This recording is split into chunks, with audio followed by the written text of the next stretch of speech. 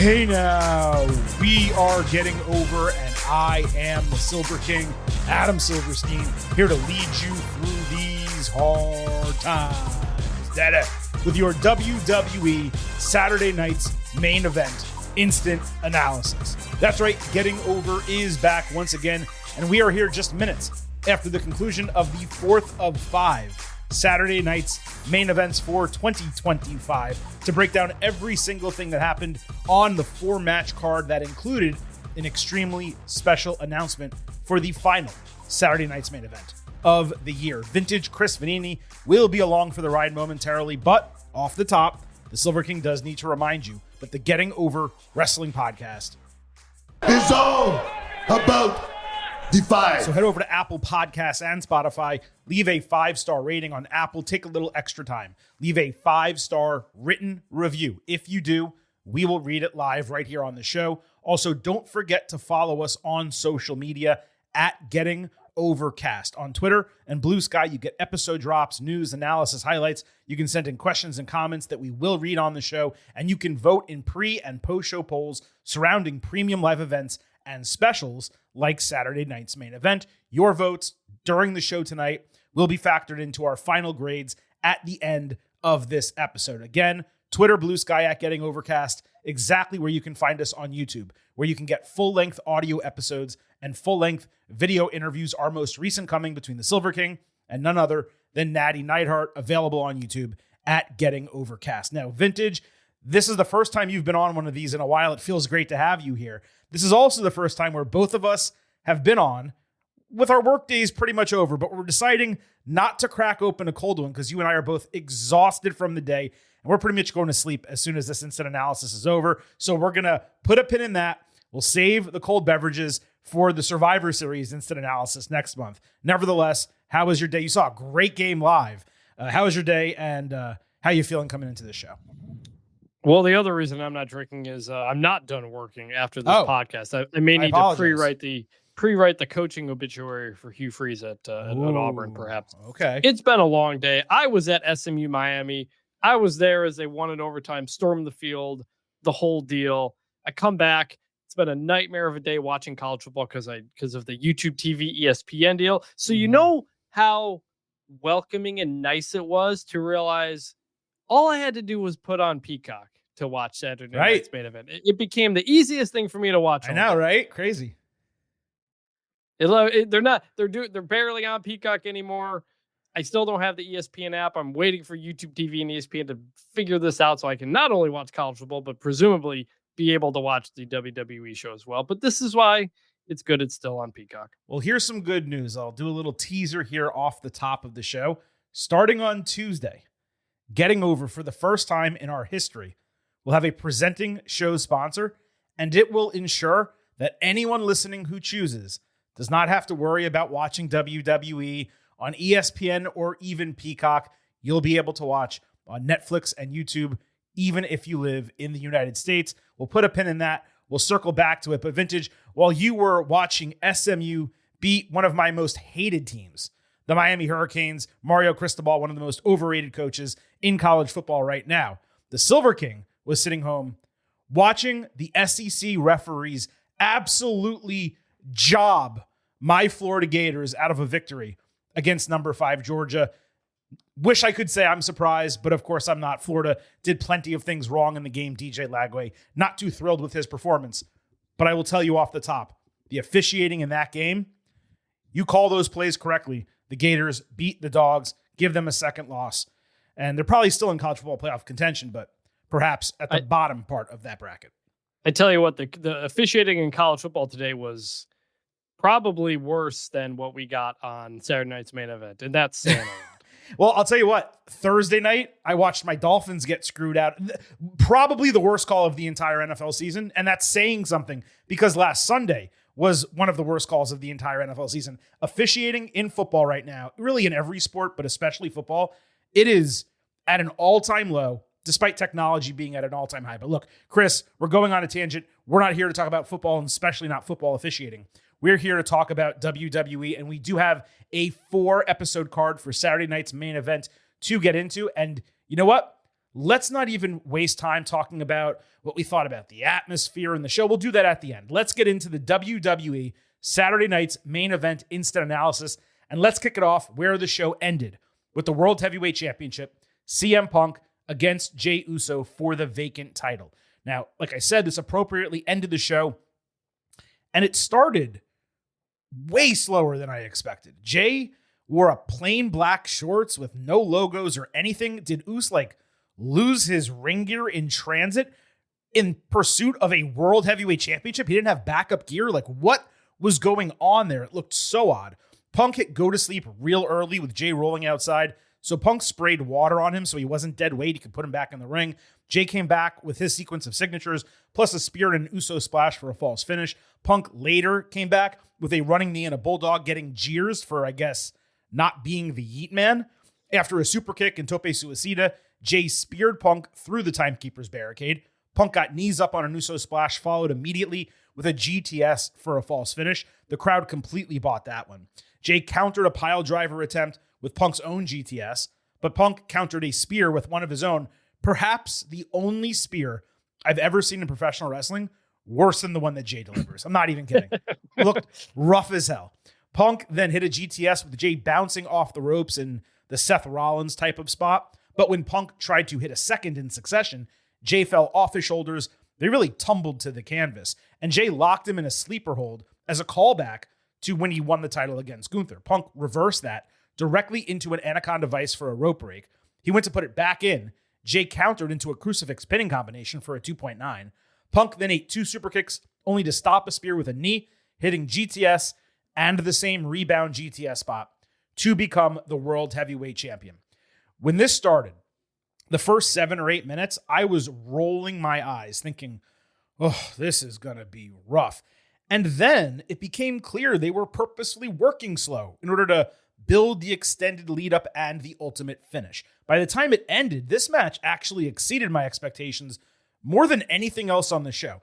And I never would have guessed that coming in. Ultimately, look, it's a Jey Uso singles match, so it's only going to be a certain quality bell to bell. But Punk was the consummate ring general here. Called the match. He put Jey in the right spots. He did whatever he could to get the best match out of him possible, just like Gunther did in pretty much every one of their matches except at WrestleMania.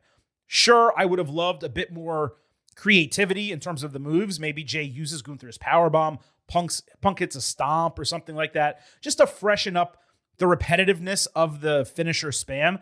And the rebound GTS certainly did not need to be teased twice, although it does seem like the first time they messed up to a degree. So I guess getting it right wasn't the end of the world. But really, look, I'm kind of picking nits. The right man won. Punk proved he still got it. The false finishes, especially at the latter stages of the match, were dynamite.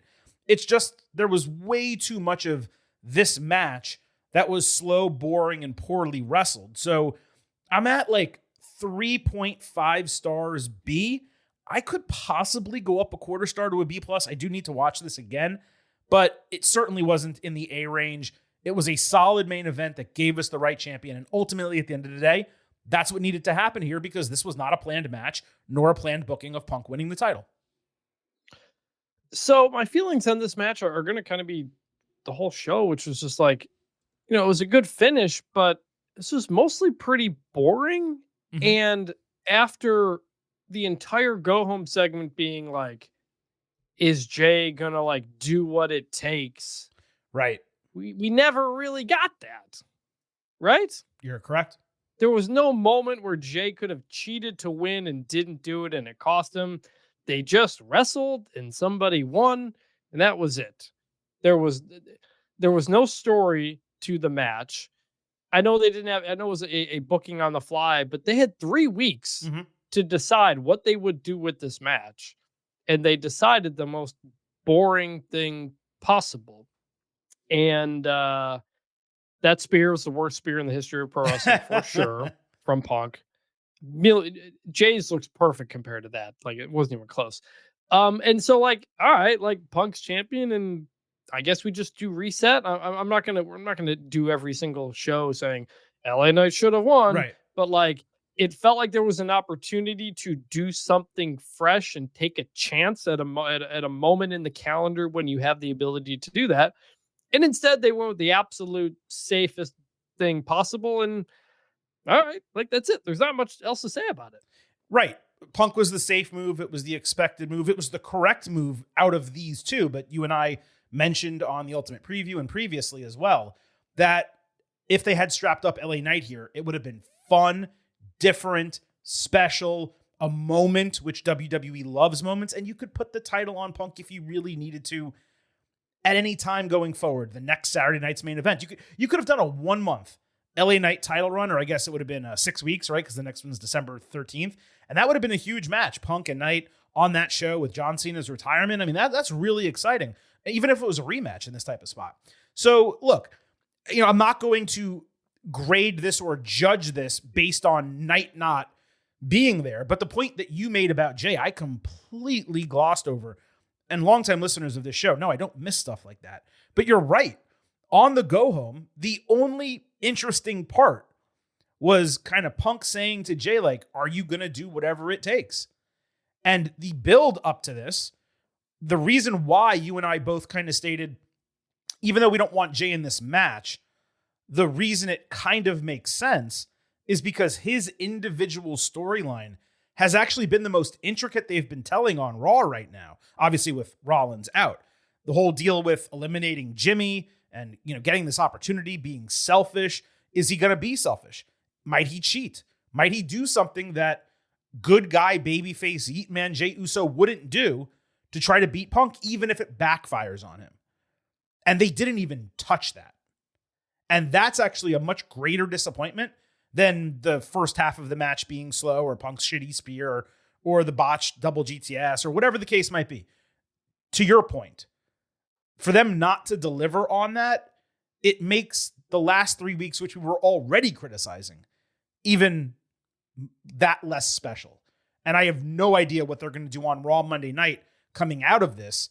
Is Jimmy just going to be like, told you so, dude, you shouldn't have turned on me? Or is Jay just going to, delve further into madness? I didn't do what I needed to do. I missed this opportunity. There wasn't even a situation where there was a weapon he could have used, or he could have taken advantage of a referee getting knocked down, or whatever the case might be. And I'm glad they didn't, because those were spots that were used elsewhere on the show. But to your point, they set this match up as, is Jay going to do something to cost himself, or is he going to do what it takes? And he didn't even have an opportunity to make that decision. It was the only semblance of a story they told right on the go home. That was it. And they didn't even touch it. Yeah. So, all right. I have zero clue what's going to happen on Raw. Yeah. And it's not like, I can't wait for Raw because I have no idea what's going to happen.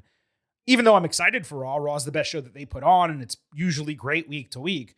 This is more just, I just don't know. And I guess we'll find out on Monday. What I will say, Chris, is this does set up for, if he's cleared, Rollins to return fuming mad that Punk's got the strap come WrestleMania time, especially considering his stated goal has been Punk not being champion again in WWE. And the way it happened is because Rollins got injured. Don't forget, he cost him the title earlier this year with the Money in the Bank cash-in, and a return for WrestleMania to set up the match with the title flipped on Punk's shoulder instead of Rollins' shoulder would make a lot of sense. Rollins this week on NFL Network, he said he's out 6 months. That puts a return basically in March. And maybe they could move it a little bit earlier to February so he can be in Elimination Chamber whenever that is. I don't know the date of that show yet. But he might be able to return for WrestleMania, if not immediately after WrestleMania. So this does set up nicely for Punk Rollins to kind of move forward in that way and possibly be a night one main event of WrestleMania. Yeah, I mean, who knows with Rollins? Like we don't know where that's going to go, if he's going to be healthy. We're still like 5 months out. Yeah. Like it's still so far away. So I mean, we got Rumble and Elimination Chamber, I think, before I even really start thinking about that. Oh, you're telling me the teaser and poker trailer didn't excite you for WrestleMania 42 being exactly where it was last year? I got excited until I was wrong. Yeah. I also wanted to point out before we move on. Look, Jay has now had his run in the WWE main event. After this match, after Saturday night's main event, it needs to be over. You want him to compete for mid-card titles? Fine. The Usos as tag team champions? Absolutely. I do not want Jay in the main event scene or around the title anymore unless it's like in a number one contendership on TV just because he's a former champion and deserves the opportunity. If you need a one-off challenger for a Saturday night's main event 2 years from now, okay. But this guy needs to be completely away from the main event scene. He's had his run. He didn't live up to expectations. We were okay with it because the fans wanted it. It is now over. For now. I mean, like, it's not something I don't think No, he can forever. get back I'm saying into. forever. I'm saying never again is what I'm saying. I don't think so. I think he's still crazy over. We've seen him put on really good matches. This became a good match by the end, but he's just lost so many title type opportunities. Forget that. He's not good enough for it. That's really what I'm saying. And I'm not talking about bell to bell, work rate. He doesn't have it on promo. He doesn't really have it in the ring. I'm cutting them some slack on this one because it was a 1 week, 1 promo build for the whole whole thing. No, but thing. dude, even the run with the title. I mean, I'm not saying it was bad. Fans loved it. They were really happy. He got his time. I'm not saying he should never do it. Kofi Mania was 6 months. It was incredible. No, Jay is too over to never be back in the title picture. I again. disagree. He is so much over than Kofi was there because of one story. Jay's over because he's Jey Uso, and that will continue, I think. LA Knight is as over, if not there have been times equally and he should be in there, as we have said. Right. So what I'm saying is Jay doesn't need and shouldn't be there. You have so many people on these rosters, dude. Jay had his time. He had his run. My comparison to Kofi, my comparison to Kofi was not to say like, well, Kofi never got another shot. My point was Kofi had a 6-month run and he did really well with the title. My point is he never got back and he didn't necessarily need to. Jay, with his brother, they're one of the greatest, if not some say the greatest tag team in WWE history. It's time to go back to that. I agree. I'm just saying the idea that he'll never make it back, I disagree. I'm not saying he won't. I'm saying he shouldn't. Those are two totally different things. I believe he will, but I'm saying he shouldn't. Oh, okay. Yeah. Well, if the story's there, I'm giving an opinion. He's reached that level of like, oh, we need someone on a short notice, throw him in a world title match, and like it's you can accept it. That's like, what I'm saying. 18 months from now, you want to bubble him up for a Saturday night's main event, fine. But he should not be a main eventer anymore. That's an opinion, is what I'm saying. I'm not saying he won't be. He's over. He's over his shit. We're just talking about it.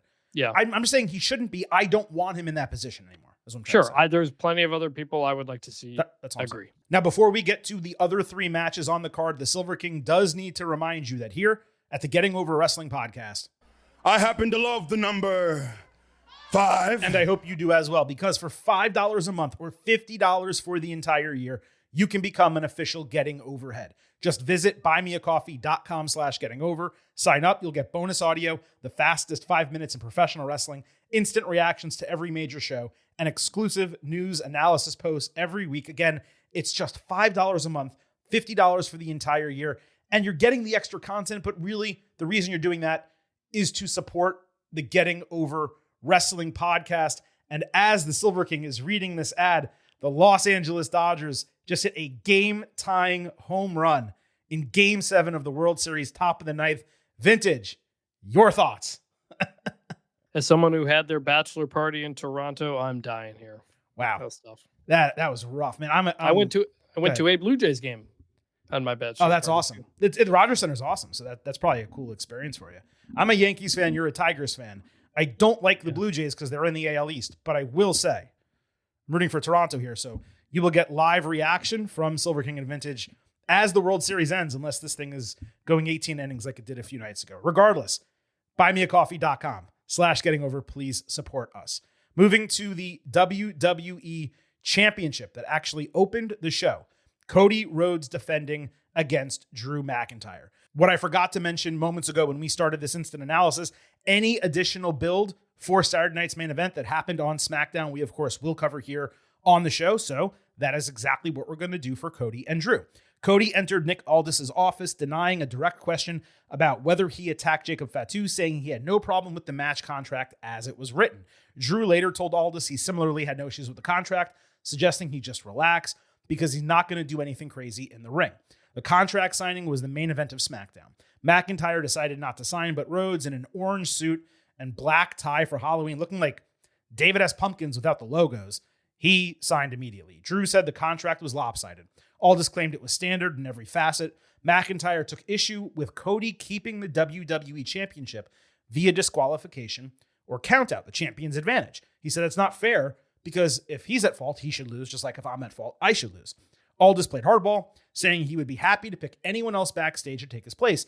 McIntyre said, cool, do it. Threw down his mic, went to leave when Rhodes called him back, saying he was 110% fine. You cannot be more than 100%.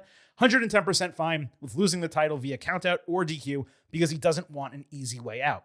Aldis started to protest again, but Cody and Drew insisted, so McIntyre signed the unamended contract, though I suppose the idea was that they had a verbal agreement that superseded it. I would have liked Aldis to grab a pen, cross out a line, something like that. He didn't do it. McIntyre said he works hard. He doesn't use his influence. Originally, he's from another country. Now he's a U.S. citizen. He's the real American dream. Cody commended Drew for creating the blueprint that he and many others have since followed out of WWE, but he pointed out a key difference between them. Rhodes grew balls. He walked out of the company. McIntyre got his ass fired. Then he ended with, quote, nice guys used to finish last, and then I showed up. Drew refused to give him the last word, promising the fans he would turn on them, the fans one day. Then he pointed out how Cody was there all dressed up for the fans, Halloween gear, when he should be with his daughters. He only has one daughter. But McIntyre got in his head.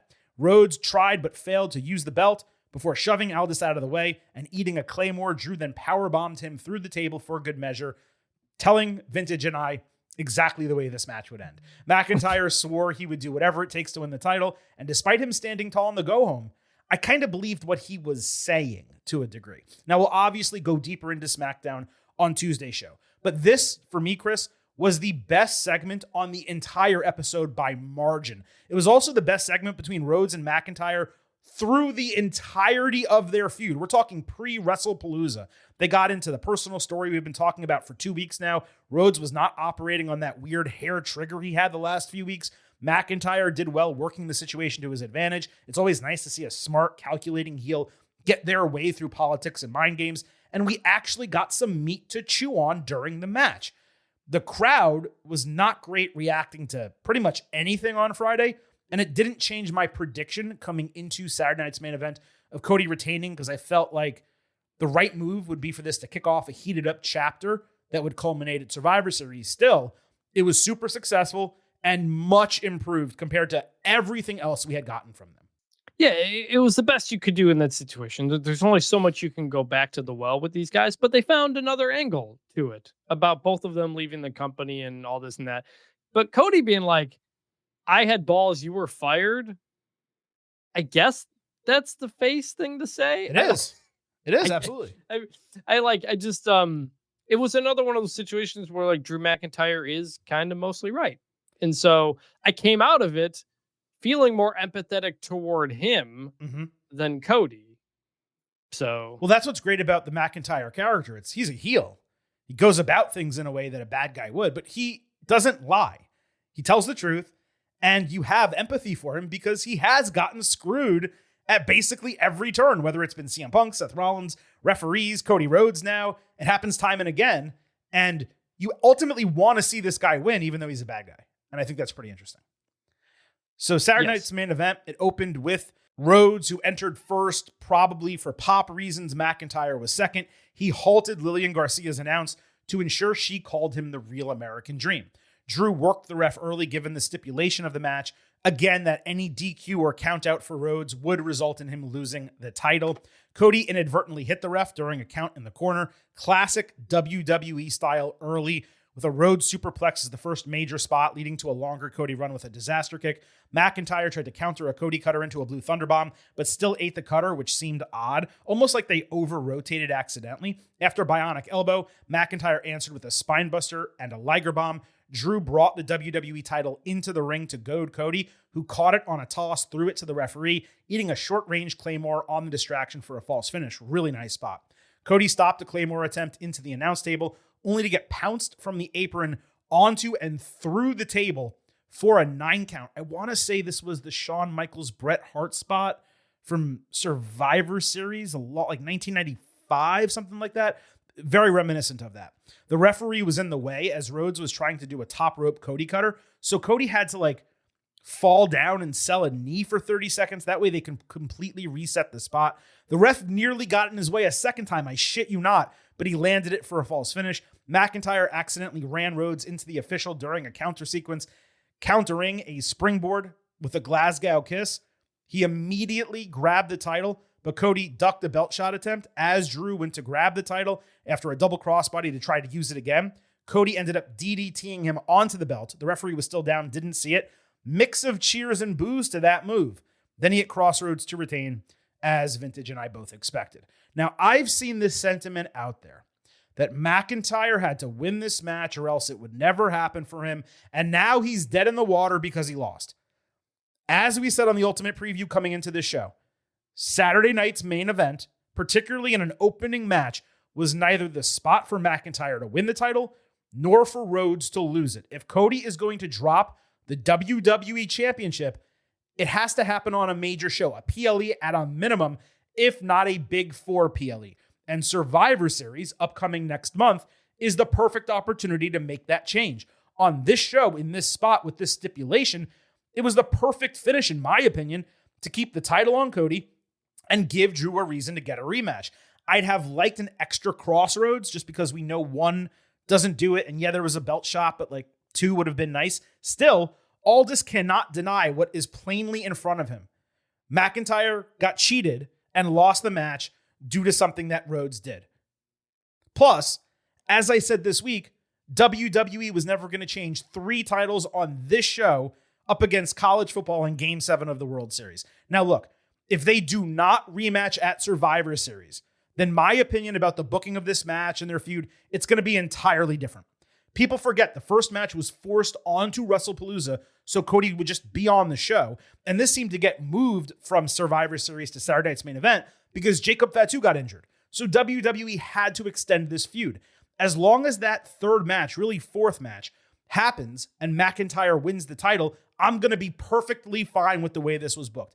It's partially why it felt like the Go Home Friday on SmackDown actually kicked off the feud.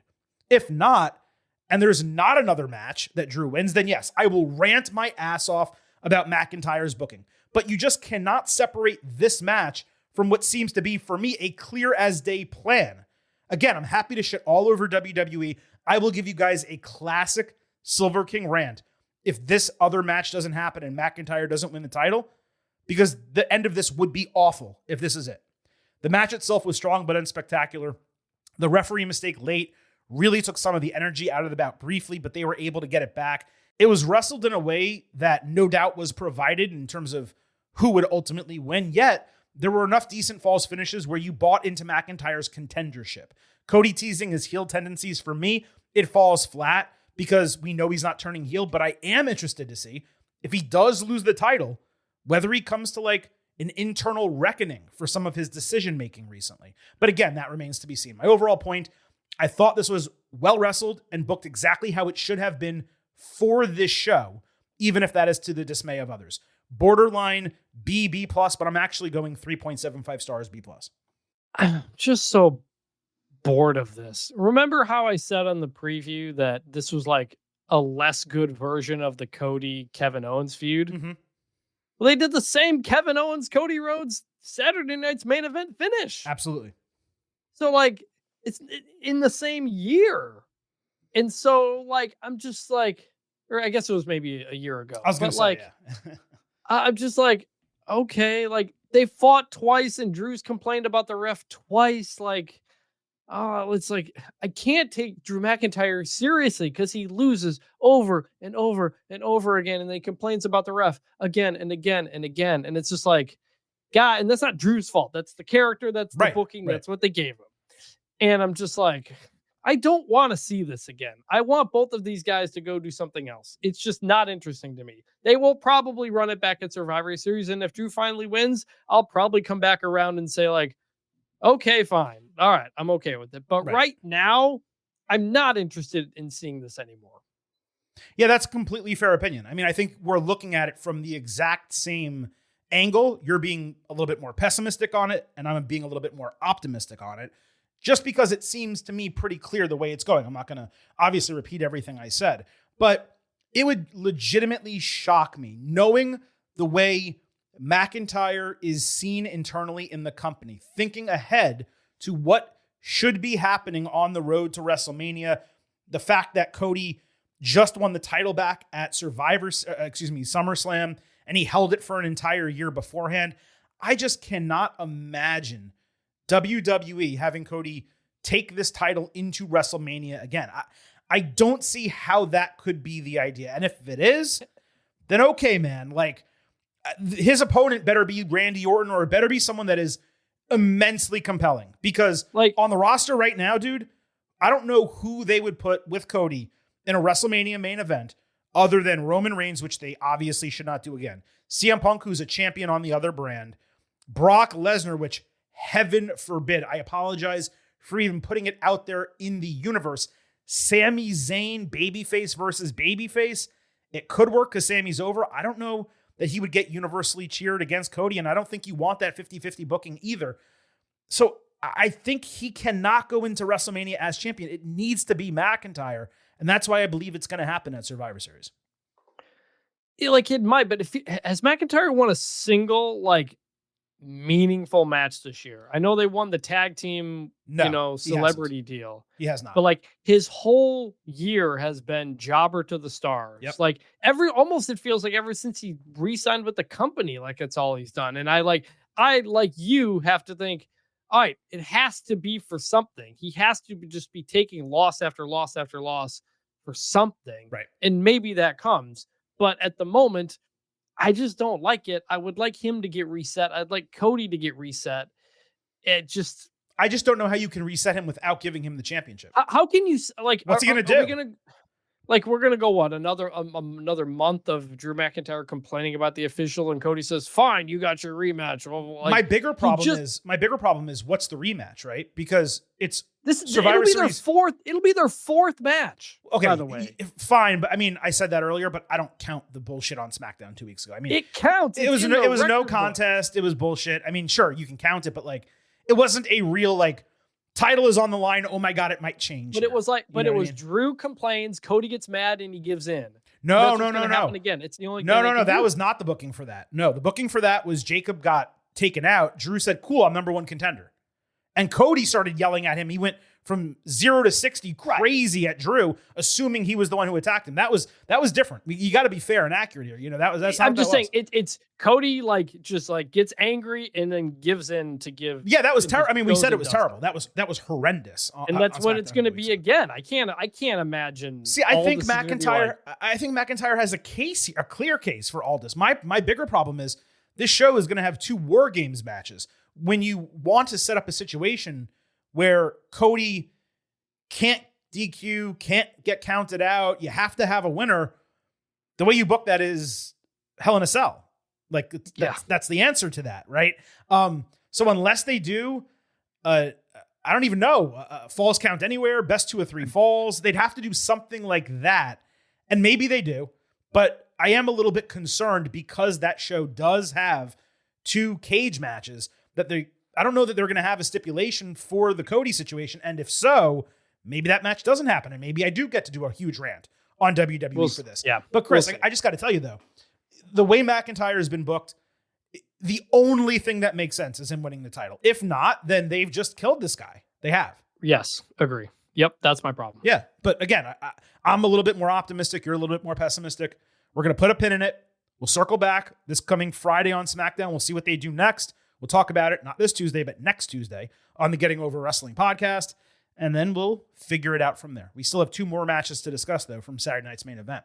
The WWE Women's Championship. Tiffany Stratton defending against Jade Cargill. Stratton immediately entered the ring on SmackDown without her theme to start the show, demanding Cargill join her. Nick Aldis chased her, refusing to allow physicality, but Jade came out anyway. Security followed her, and she cut a brief promo with Tiffy trying but failing to attack.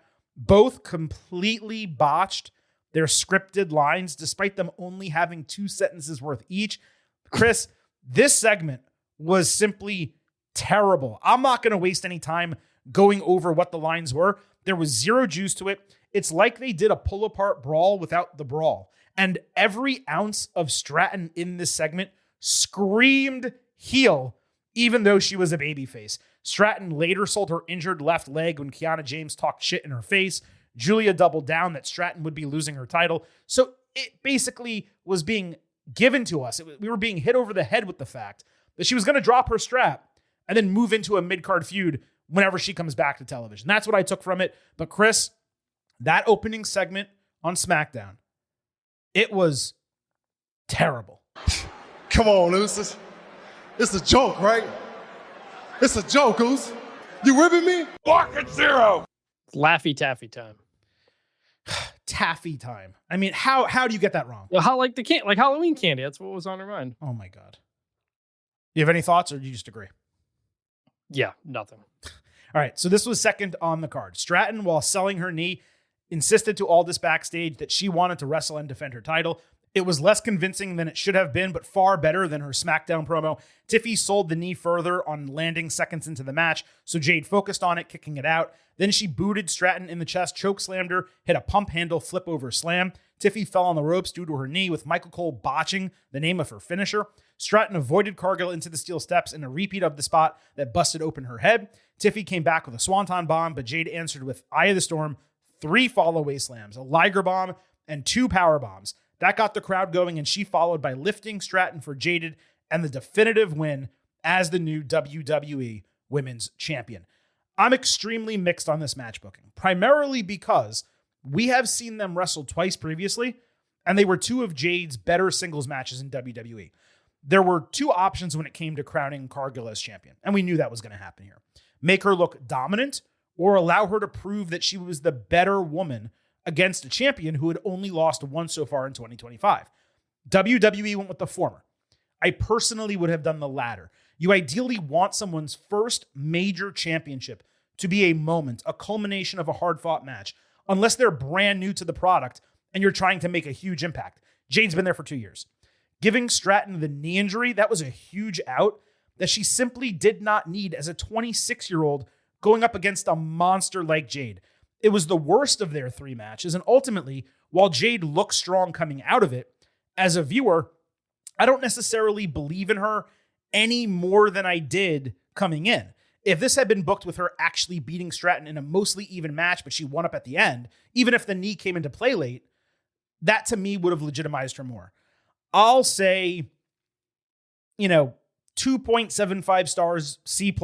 Jade executed her stuff quite well. She is much better as a heel than a babyface. It ultimately worked as booked. So I'm not criticizing it. I'm not saying it was bad.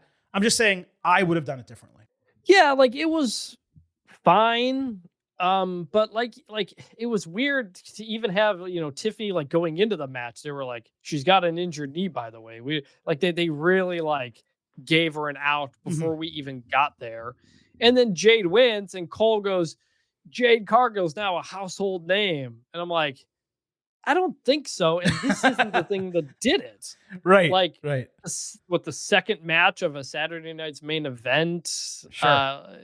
It was, they wanted this to be Jade's crowning moment. At the same time, you cut the legs out from under it by making an excuse loss for Tiffany. Exactly. Why couldn't Jade just be better? Yep. Like, why does Tiffany have to have the knee injury going in? For what reason? Tiffany does not need to be John Cena. Right. And that is how she has been booked. Right. So, like... That's what they've done. That's what they did. And it didn't fail because people love Bianca Belair. But they have protected Bianca Belair so freaking much. And Charlotte Flair for a long period of time, too. Where you look at them and you just say, why can't they lose like anyone else? Why can't Cody lose matches like anyone else? John Cena was like that for a long time. And you just said, we want these people to be able to lose because that makes them more human. And then when they win, it actually means more. Otherwise, you just get tired of them winning all the time. Like, they already told us she was great all year because she was undefeated until she lost at whatever that was, Crown Jewel. She was undefeated. You told us that she was great. We know she's great, but she's 26. She, by the way, maybe she's living up to their expectations. She's not living up to my expectations. No, she needs a character change. She needs to be a heel. Yeah, she like, actually, what are we doing? But even beyond needing a heel, she needs adversity. Adversity builds character. She needs something to sink her teeth into and not just be whining and complaining and being what she is on screen, and this could have done that. I mean, it still will do it for her because she got the shit kicked out of her. Let's not like no, I know, paint it as if it was anything else. But still, to your point, yeah. Like if this was, I'm just saying, this was supposed to be the crowning moment for Jade. That's what Cole said. Mm-hmm. But you do it under these circumstances. Like you negated part of the whole thing you're trying to. That was my problem. Like if you want to have Jade win, Tiffy's hurt, like you go with that. But they like emphasize like this is Jade's crowning moment. Yeah. That was the whole point of like the post match thing that they were telling us. I was like, wait a minute, you just beat an injured person. Who like so anyway, like happy for Jade. Obviously her injuries and stuff. I imagine they wanted to do this sooner. Mm-hmm. Thought it might come at a WrestleMania. Thought it might come at SummerSlam this year. That's when you should have done it. Should have, yeah. Like on your biggest stage, that's how you make her a household name when there's nothing going on, not doing it in the middle of a Saturday card against a million other things. So like the match was okay. It was like surprisingly short to me. And it's just like, we're just getting through this. And so, all right. Yeah, it went 5:33 because that was the point, right? For her to dominate. And again, it wasn't a ill-conceived booking. It was really the knee, the overindulgence on, oh my God, her knee is hurt. That was problematic. She took it out on SmackDown. That was done well with the steel steps and the whole deal. I like that on the heel turn. You had the segment on the show this week where she was kind of limping backstage. Cool. In the match, have her knee wrapped and she wrestles normally. And then after 5 minutes, she hurts it and Jade just completely dominates her. Instead, she re-hurt the knee on her first move of the match and it only went 5 minutes.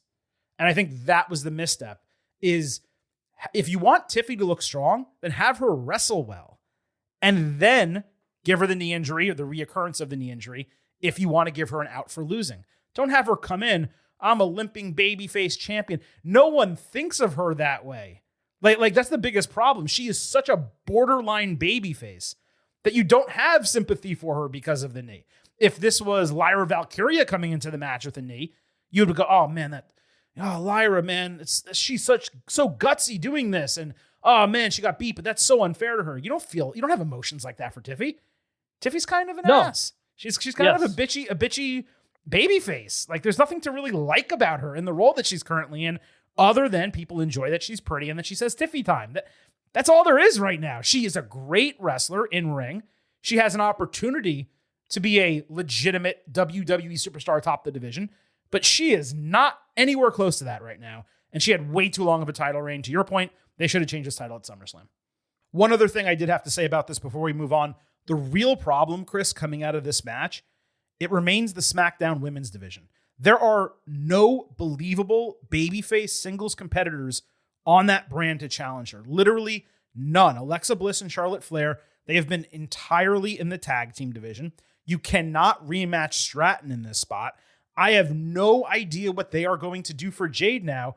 Mi Chin can't be challenging for that title. If you want to turn Chelsea Green face and have her get beat, okay, maybe. Bianca Belair coming back makes all the sense in the world. At this time of year, even if she is cleared, you're not bringing her back, you wouldn't think, until the Royal Rumble. So I have no clue what they're going to do with the SmackDown Women's Division now that she's champion. They misused Tiffy. There were tons of heels. She didn't fight any of them except Nia and then Jade, who was a babyface most of the time. And now you have a heel as champion and there's no babyfaces. Yeah, that's a good point. I don't know. Kind of like where CM Punk goes. I don't know. At least there's heels on Raw, though. You know, there's plenty of heels on Raw, so it's right. But there's no like natural. I mean, I guess maybe unless it's LA Knight, but yeah, they can bubble people up though. They can make it work. We'll see. Braun Breaker's there, obviously, and Bronson Reed could get a shot. They have options. Is the point. Let's move to the final match: Intercontinental Championship. Dominic Mysterio defending against Penta and Rusev in a triple threat. This was obviously third on the card, hot right out of the gate as you predicted. Rusev put Dom into the announce table with Snake Eyes before stopping 619 Cold, moving into an accolade broken by Penta. Dom tried to do the Eddie Guerrero chair spot with Rusev, only for the official to point out this is a no DQ match, dude. So Rusev smacked Dom with the chair and then ate a super kick into the chair from Penta, who then did a step-off Mexican Destroyer from Rusev's back to Dom, following with a springboard DDT on Rusev and a counter Penta driver for a false finish. Great Penta driver. Rusev came back with an anti-air Machka kick and an accolade, but out of nowhere, the bell rang while he was doing the accolade, and Rusev released the hold thinking he just won the title. The cameraman, heaven forbid you cut to see who rang the bell. He waits like 30 seconds for the referee and Rusev to look. And then when they do, Dom, of course, is there with the hammer in hand, shit-eating grin on his face. The match, therefore, continued. He was able to throw Rusev into the barricade. Penta stepped on the hammer when Dom tried to use it, raising it, but he nailed Rusev in the face as Dom ducked from the swing. Mysterio immediately threw Penta into the ring post and hit a frog splash to retain the title with no bell ringing because Dom still had the hammer. Really nice touch there. Dom escaping was always the booking here. We knew that. But this was done quite well. His facial expression, going from thinking he outsmarted everyone to realizing he screwed himself, that was excellent. What's most interesting is how Dom has been retaining the title match after match despite no Judgment Day interference. Not failed interference, no interference. What's so important is that he is winning matches on his own, even if he's cheating as a heel. That allows him to be believable. It's developing his overall character. He's not leaning on them as a crutch anymore. And obviously, there's a storyline reason for that happening. He's kind of on the outs with the faction. The match was strong. There were a lot of storytelling elements that carried it, but all three of the guys did extremely well. It was probably the match of the night, all things considered. Dare I say Rusev was the MVP? He scared the shit out of a kid during this match, by the way. Yeah, that popped me individually. 3.75 stars, B+. Match of the night, by far, delivered every which way we knew it would be. Like, this was clearly going to be the best match on the card. And it was. And the guys delivered. Everybody got to look good. I like your point that Dom is like cheating to win, but not Judgment Day cheating to win. That's like important for him because it makes him look smart. It doesn't make him look as weaselly. And it's refreshing. And we picked Dom to win. We have you and I have both speculated that him versus Cena at Survivor Series would be good in San Diego. Gotta do it for the Intercontinental title, which Cena has never won. So we don't need to repeat the whole thing, but it's set up if they do that. We'll get to Cena in a second. And yeah, this was great. This was everything kind of you wanted it to be, thought it could be, and it ultimately was. Good stuff. When you're dealing with a no build situation, Cena and Dom, all the sense in the world. I think Cena's next show is November 10th in Boston, that Raw, which is a few weeks before Survivor Series. Dom's doing his bullshit. Cena shows up. I want the one title I've never had. Or Cena's cutting a promo and Dom comes out acting an ass and, challenges him. Or Cena said, hey, why don't I go take your title from you, kid? That's the match. Rey Mysterio returns, helps Cena if necessary to thwart Dom's cheating. You can do everything. And that would be an incredible match on that show. And it builds to what will now be John Cena's final match, which we can discuss because on Saturday night's main event, there was a preview first of a Tom Rinaldi sit-down interview with Cena that will air who knows when. I don't believe WWE gave a date for that. Cena insisted he will never wrestle again after the next Saturday night's main event on December 13th. Then WWE teased a hint from Cena about his final opponent. And I was like, they're not just going to give us the opponent on this show, like on a random unplanned announcement. And no, they didn't. Because what Cena did was a voiceover video package where he said he wants his last opponent to seize the opportunity the same way he did in his first match against Kurt Angle. Cena announced a 16-man tournament that will be filled and booked, he claimed, at random, including superstars from Raw, SmackDown, NXT, and maybe even elsewhere. Therefore, Cena stated he is not handpicking his final opponent. It would be earned and deserved. The tournament begins November 10th at Raw in Boston. Outside of Cena's extremely canned voice that kind of made this sound like a eulogy, I liked this concept, particularly considering Cena only has 4 appearances left. We discussed on this show, how is he going to have time to build a full-fledged feud with whomever would otherwise challenge him in that last match? Being Cena's final opponent is a privilege, and it should be earned, especially since a retirement match doesn't make any sense when the date was previously scheduled. It's not like you're going to do a storyline where it's if we beat you, if I beat you, you have to retire. No, he's retiring either way. We know the date. Yeah. We've talked about the booking of Cena's final year not living up to expectations, but we've also said there have been peaks along with the valleys. And Chris, I believe this has a chance to be a legitimate peak. And I particularly love that it's a 16-man tournament, which is a real achievement to win. It's what King and Queen of the Ring should be, but are not. So I went into this kind of rolling my eyes saying, man, what the hell are they about to do here? I came out of it saying, you know what? I kind of love that booking. Yeah, I like the booking.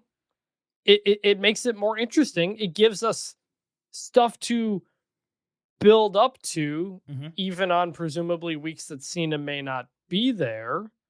So and most importantly, this tells me that it won't be Brock Lesnar. Correct. Because Brock Lesnar is not wrestling multiple TV matches. That is just not happening. He's not wrestling 4 matches on Raw or SmackDown to get to fight Cena in a 5th match all in a month. Yeah, it's not happening. So at that point, like, all right, like that was worst case scenario. We're out of that. We're out of the clear there. I'm like, I'm going to be pretty good with that now. By the way, though, that does make the booking of the Lesnar-Cena match even worse. Exactly. Because Brock Lesnar didn't need it. Cena didn't need it. Right. It was stupid. Yeah. And you opened WrestlePalooza to try to make us. This is the problem now with this Unreal era where they are telling us that they are booking things for certain reasons. And Cena's going to say he turned heel because it was going to be good on television. And it's like, I don't like that stuff on my wrestling. Agreed. So, this could be anything. People who don't work here, does that mean, a Joe Hendry from TNA, or does that mean an Edge, or no, it does not mean Chris Edge. Jericho, or I don't know. You have you just said 2 of the 4 names on my list. The other 2 I had were Jeff Hardy and Dolph Ziggler. It won't be Dolph as the last one. He might be in no, the not tournament, no, in the tournament. These are people in the first round who would compete. Yeah, I think Jeff Hardy in that tournament makes a lot of sense. Dolph Ziggler does as well. 16 people. Yeah, well, here's the thing. I need to know how it's chosen at random. Like, are they going to tell us? No, it's random. What do you mean? Oh, you mean like, are we going to see the bracket? You mean like, are they going to give us the 16? I mean, like, are they going to act like they're pulling names out of a hat? Okay, I see what you're saying. Right. They said it will be done at random. Is that just, that means Pierce doesn't just decide it. Sometimes we get these tournaments, gauntlet matches, Royal Rumbles. We never know how the order happens. Right. The pool of candidates, the order. Right. Exactly. Yeah. So I'm hoping they make the reveal something. Agreed. That's an opportunity to make it into something. I would like an announcement of 14 of 16 competitors.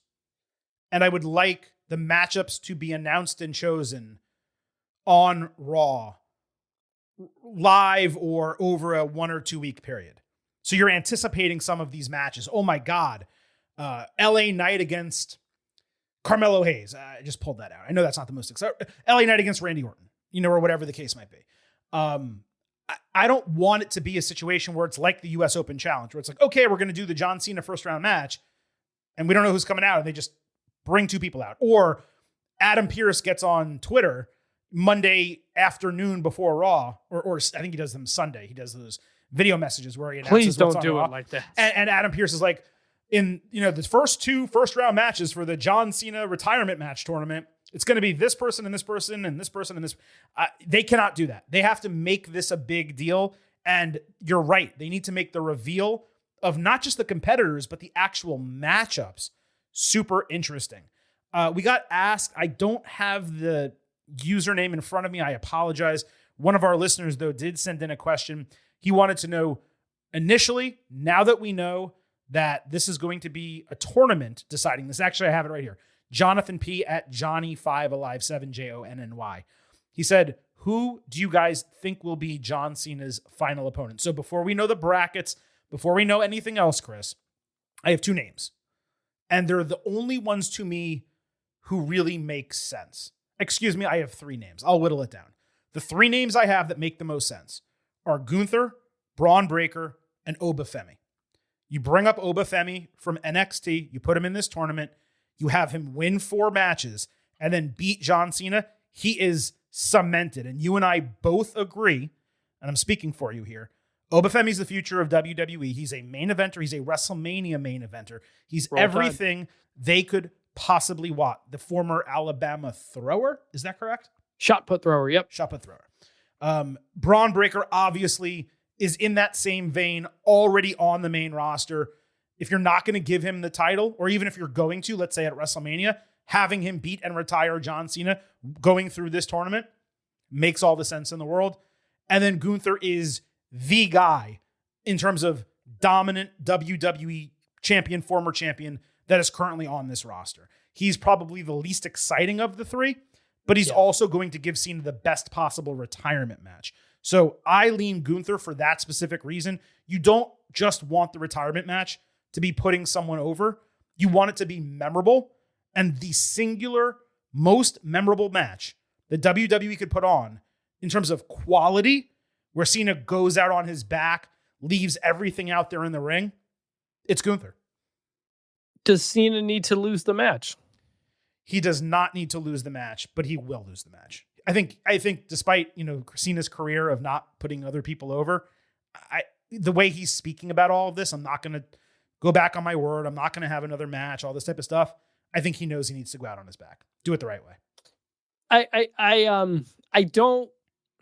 kind of don't want it to be put the young guy over. It feels almost too performative, meta. Yeah. Yeah. And, but I will say though, of that, if it was going to be that, Braun Breaker would be the one I'm most accepting of, I think. But I don't know. Sometimes you don't want to strap the young guy with I'm the one who retired John Cena, because then that becomes the whole gimmick. 100%. And it can stunt him. Totally. And you don't want that. Brock was made before he ended the streak. And that's why I still think that was a perfectly fine decision with what they did with Brock. It was fine, but it should have been Bray Wyatt. I mean, it made too much sense. Sure. Yeah. Sure. I mean, who's it going to be? I guess in that case, if we think he's going to lose, it won't be an Edge. It won't be somebody not in the company. Edge decided to another company. He's not going to be in this tournament. I promise. I know, but what if he comes? No, Adam Copeland is signed to another company, not Edge. Neither will be there. You know what? It should have been CM Punk, but we already had a good finish with that. Yeah, they did well there. Yeah, I wouldn't rule out Randy Orton. No, they did that also. They ran that. They did it, but it wasn't great, remember? That ended with R-Truth coming into the match. It certainly wasn't great, but I don't think you have Randy Orton retire John Cena. I mean, they did have the Undertaker retire Shawn Michaels, I think. Yeah, Undertaker ended Shawn Michaels. Shawn Michaels ended Ric Flair. Roman Reigns ended Undertaker before he came back. So and then AJ Styles, and then he beat AJ Styles in his final match. Taker did. Yeah, so... But that does go to show, because no one would trade in Ric Flair, Shawn Michaels to make it a young person who Ric Flair puts over. I feel like I want Cena's last, just me personally, I want his last match to be with a legend. And you don't really have them. I mean, you're right. You've already kind of done them. What would you say? I'm just curious, because no one's going to mention this. What would you say about Roman Reigns? That was my other thought. Because they only had, that one match at a B-level pay-per-view? They did two. They did No Mercy, and they did, was it SummerSlam after COVID? Because it was Roman Reigns, Edge at Money in the Bank, which I went to. It was the second show after the pandemic. And then Cena came back at the end of that. And then they did Cena, Roman at, I think it was SummerSlam next. And I think that's it. So people would hate if it's Roman, but I kind of would like that it's Roman. Roman does not need it. And I kind of like that, because then we don't have to talk about that. We can just talk about guys who kind of define their era and were the biggest stars of their era. If Roman, I wouldn't mind it. If Roman was more regular on TV, I would buy that. But because he's not, and he may be the next one who hangs it up, even though that's surprising due to his age, I think you need to go with someone like a Gunther. I think I think who's going to like give him the best match? By the way, who's going to give him the best match? Who's going to be a pure heel? You need a pure heel in that. You don't want anyone else getting cheered other than Cena. The thing is, like, I like Gunther. I don't really care about Gunther. You don't. He puts on great matches. He's a great monster heel, but like he's like hit and miss with stories. He's kind of boring, but that's the point. Like his whole thing. Yeah. So, like, it'd be fine, but you didn't really give a definitive answer. I mean, I gave you 3 that I think are real solid choices. I guess, well, you'd have to have Roman on TV a bunch. Oh, boy. That is gone. Oh, boy. Dodgers home run. Dodgers take a lead, top of the 11th with 2 outs in Game 7 of the World Series. Will Smith goes inning. deep. 11th inning, excuse me. I'm thinking it through myself as we talk about it. Like, who do I think it will be? I think it will be Braun Breaker. Okay. Who do I want it to be? Because I think Braun, as I think about it, Braun not being in the Battle Royal for the title, Heyman gets him into this or something like that. He should be in this, whether he wins it or not. Right. I'm just saying, like, it made no sense to not have Braun in that. Why did they not have him in that? Right. Maybe this was why. So I think it's going to be Braun. I want it to be Roman. Okay. And I would like the 2 of them, whoever it is, I would really like Cena to get like 2 good face-to-face promos. And I don't even think it's going to fit on the schedule. It's not. So you're going to have Cena on Raw November 10th. Then you're going to have Cena at Survivor Series. Then you're going to have Cena on Raw building his final match. And then you're going to have the final match on Saturday Night's Main Event. Those are the 4 appearances. What they need to do is not exactly what they did here, but whenever he does go to Raw for that final show, they need to tape a sit-down face-to-face with him and his final opponent, and then maybe another backstage promo and air those on Raw rather than just make it so that when Cena's not on the show, he doesn't exist. I don't know why they've been doing that this entire run. They have every opportunity in the world to just go ahead and tape some stuff ahead of time. I know they did the interview with Tom Rinaldi. You can air that one week as well. But that now we know that was pre-taped before he knew his final opponent, right? So you need to do a taped face-to-face interview segment, backstage segments, whatever you want to do. You got to build it beyond only when Cena's on television. I think that is crucial to what they do going forward here. Now, we've already kind of started previewing the next Saturday night main event, but we didn't actually wrap up this one. So let's go ahead and move into our grades segment as we wrap up this instant analysis. On the pre-show expectation grade front, the ones you and I delivered on the Ultimate Preview, Silver King came in expecting a 91 out of 100 show in A-. Chris, you were at the lowest A-, 93 out of 100, expected it to be slightly better than the Silver King. For the first time in a long time, our listeners, the Getting Overheads, actually were more pessimistic than we were coming into the show. 26% were in the A range, 55% B+ to B-, 16% B- to C+, 3% C or lower. That averaged out to an 88.9, an 89 out of 100, a B+. So they were only expecting a B+ show, possibly because we know the history of Saturday Night's Main Event and how it hasn't actually delivered for WWE, and maybe because they were just more pessimistic about the card than we were. Now, before we get to our grades, I did want to circle back to some of the superfluous information surrounding the show that we did not discuss off the top. Salt Lake City was awful for SmackDown on Friday night. It was only slightly better for Saturday Night's Main Event. Terrible decision by WWE booking these weekend shows alongside Big 12 football games. We'll talk more about that on Tuesday. I just wanted to note the crowd was weak as shit. Overall, as a show, it was a much better presentation with commercials only airing between matches, unlike prior Saturday Night's Main Events, where, of course, they were on NBC, so you had commercial breaks during the matches. We told you this would happen 2 months ago. It obviously came to fruition here. It was a much, much better viewing experience. Now, I actually watched the international feed through YouTube, and as I mentioned, we will tell you on Tuesday and going forward here on Getting Over how you will be able to do the exact same thing.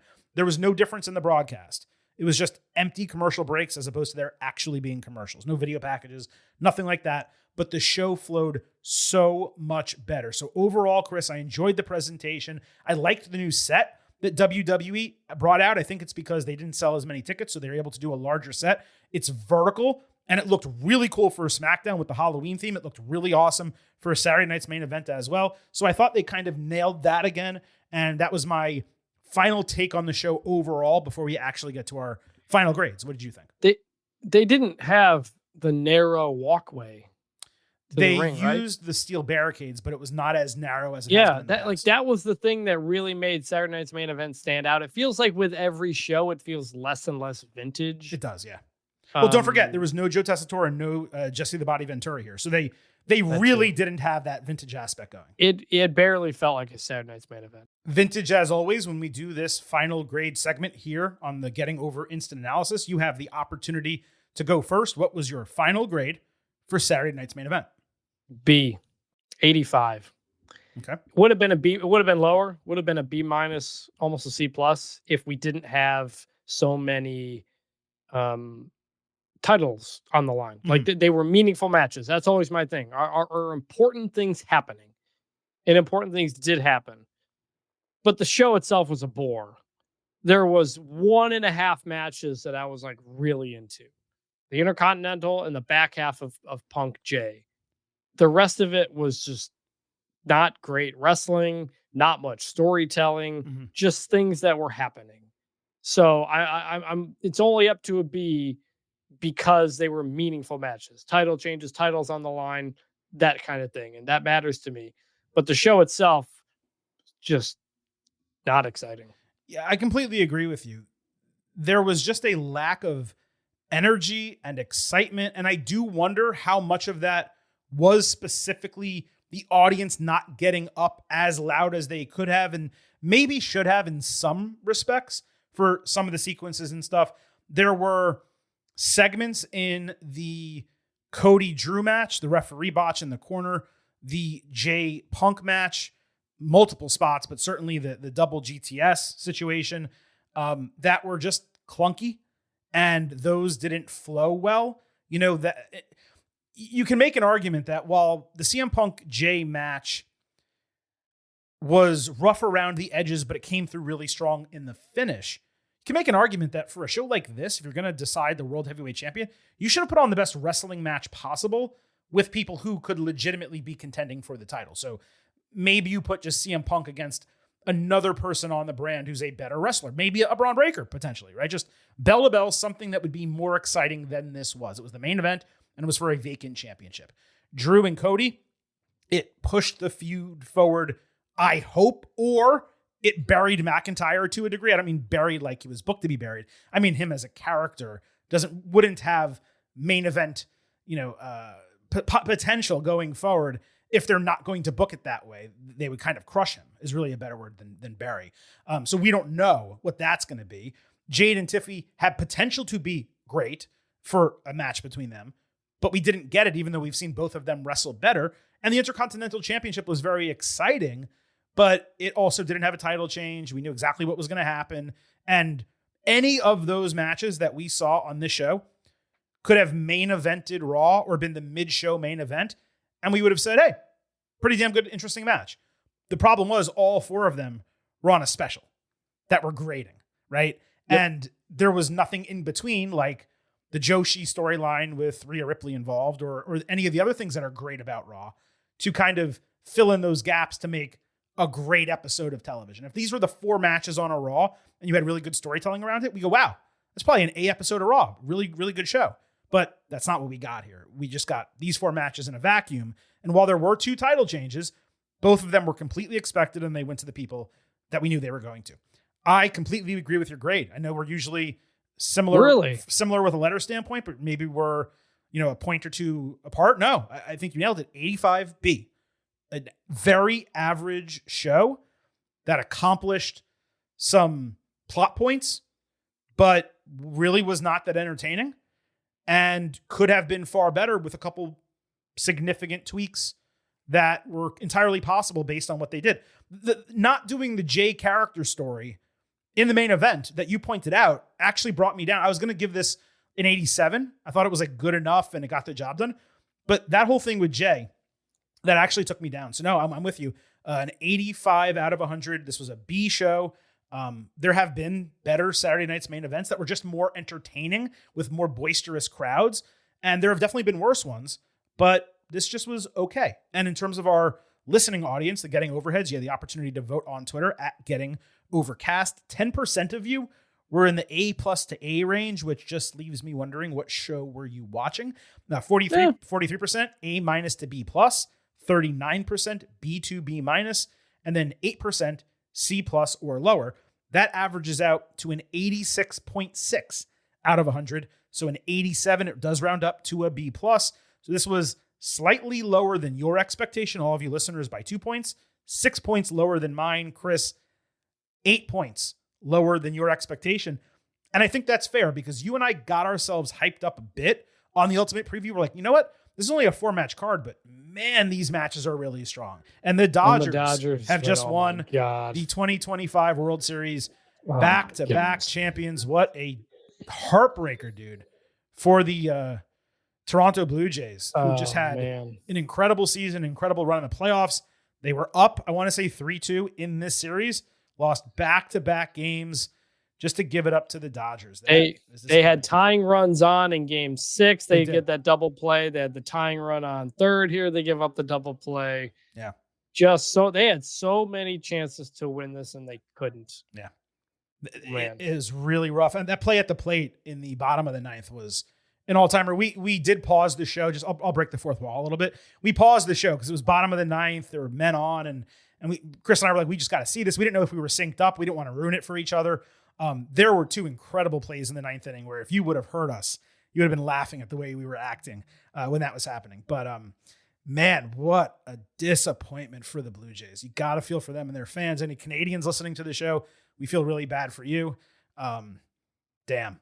I mean, again, I'm a Yankees fan. I don't like the Blue Jays franchise or the team, or they're a rival, period. They beat us. They took us out of the ALCS, or not the ALCS, excuse me. They took us out of the playoffs this year, the ALDS. And they're the reasons why we weren't really the 1 seed in the AL, because the Yankees imploded and the Blue Jays were great at the end of the regular season. You want to talk about a hot crowd?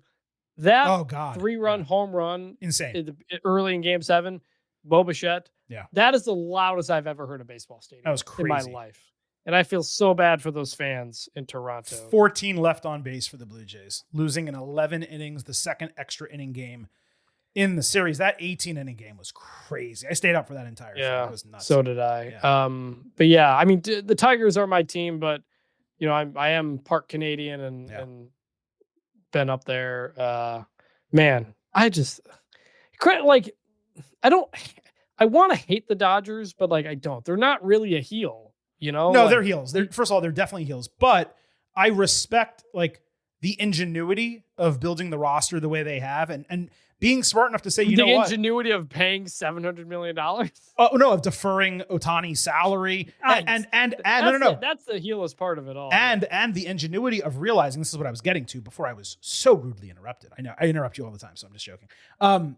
Their concept of, well, if we get Ohtani, right, then we can convince the other best Japanese players to just sign with us. And also, we're the team who's furthest west in MLB.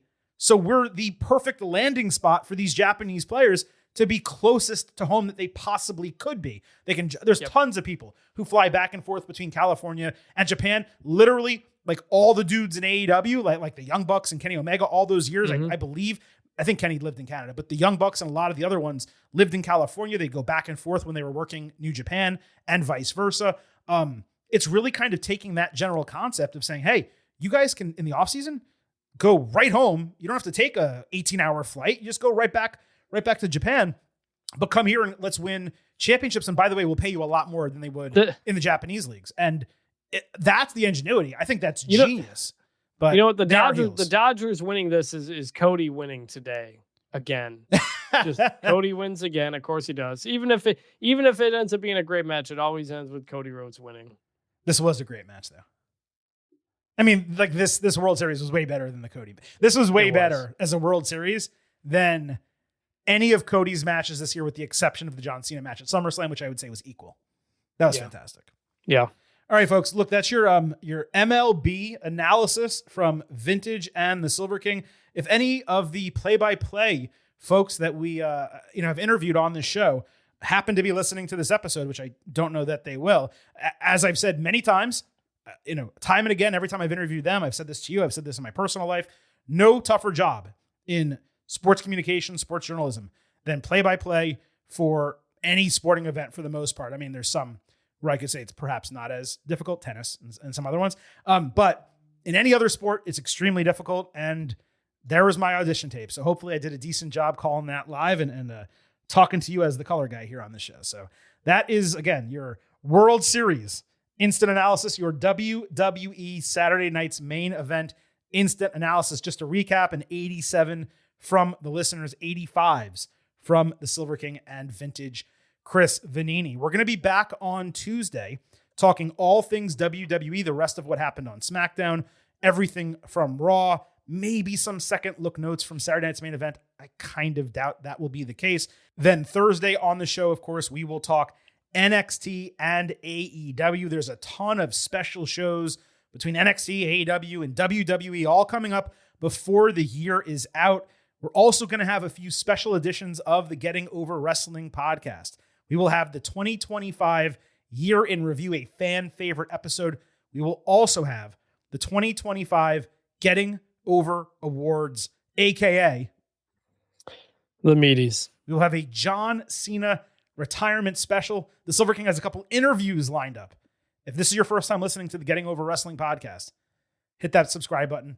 Stick with us through the end of the year into 2026. On the way out, allow me to remind you that this show is all about Defy. So head over to Apple Podcasts and Spotify. Leave a 5-star rating on Apple. Take a little extra time. Leave a 5-star written review. If you do, we will read it live right here on the show. Don't forget to follow us on social media at Getting Overcast on Twitter and Blue Sky. You get episode drops, news, analysis, highlights. You can send in questions and comments for the show.